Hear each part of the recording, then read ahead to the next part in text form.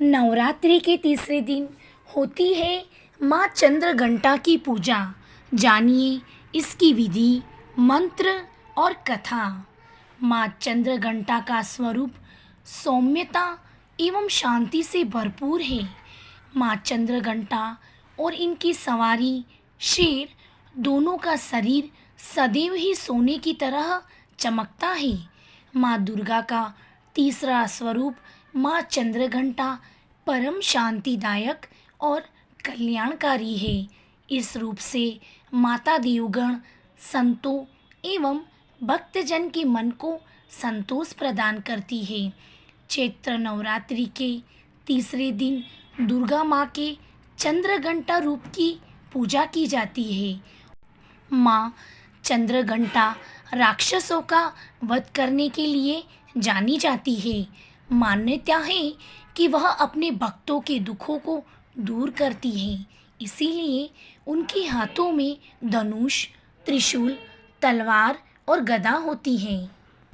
देवी चंद्रघंटा के सिर पर घंटे के आकार का अर्धचंद्र नजर आता है। इसी वजह से श्रद्धालु उन्हें चंद्रघंटा कहकर बुलाते हैं।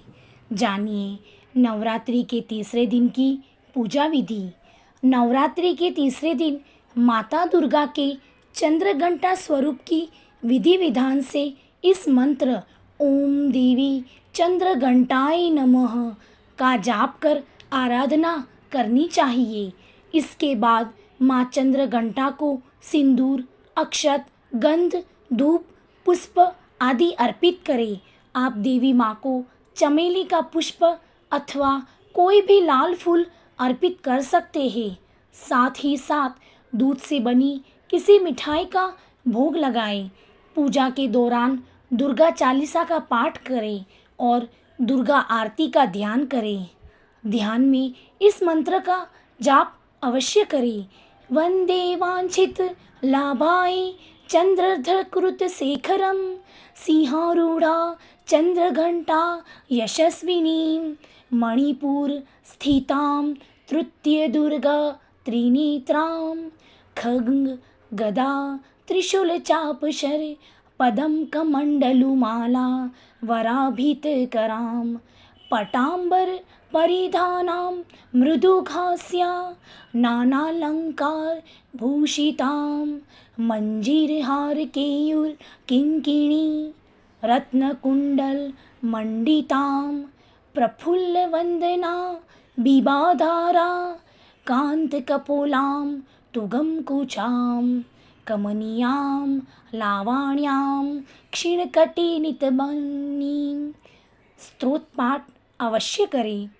आप दुद्धारिणी त्वहीं आद्याशक्ति शुभपरां अणिमादि सिद्धिदात्री चंद्रघंटा प्रणामाभ्यां। चंद्रमुखी इष्टदात्री इष्टं मंत्र स्वरूपणीं धनदात्री आनंददात्री चंद्रघंटे प्रणामाभ्यं। नानारूपधारिणी इच्छानयी ऐश्वर्यदायिनीं सौभाग्यरोग्यदायिनी चंद्रघंटा प्रणमाभ्याम्। माँ चंद्रघंटा की कथा।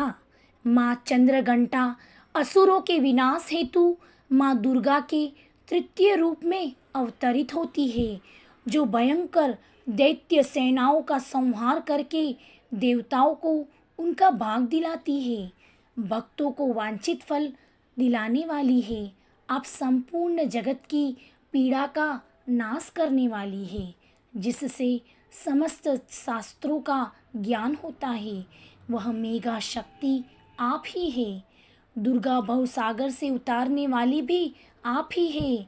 आपका मुख मंद मुस्कान से सुशोभित, निर्मल, पूर्ण चंद्रमा के बिंब का अनुकरण करने वाला है और उत्तम सुवर्ण की मनोहर कांति से कमनीय है।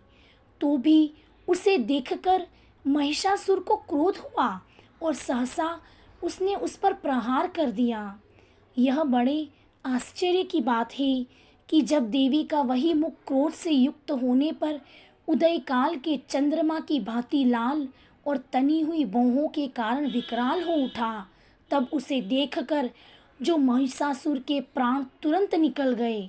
यह उससे भी बढ़कर आश्चर्यजनक की बात है, क्योंकि क्रोध में भरे हुए यमराज को देखकर भला कौन जीवित रह सकता है।